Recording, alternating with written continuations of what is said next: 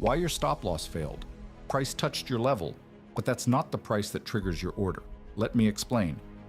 First, let's clarify what you're looking at. What you see on the chart is the last price, the most recent executed trade. But orders don't execute just because the candle touches your level. Orders execute in the order book.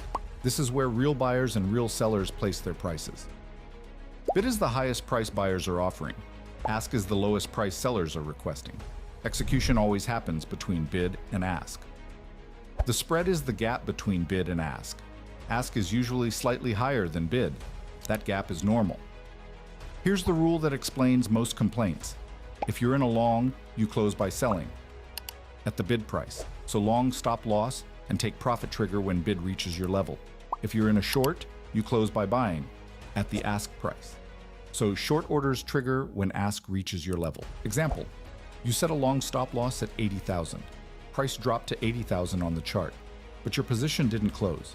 Because to close a long, you sell at bid. If bid is still 79,995, the order won't execute. The same logic applies to short. You close a short at the ask price. So if you think your stop loss failed, check this. For long, did the bid reach your level? For short, did the ask reach your level? And always remember the spread. In most cases, that's the full explanation. If you don't want your stop loss to fail again, learn how execution really works. Subscribe to Margex and explore our full trading education series.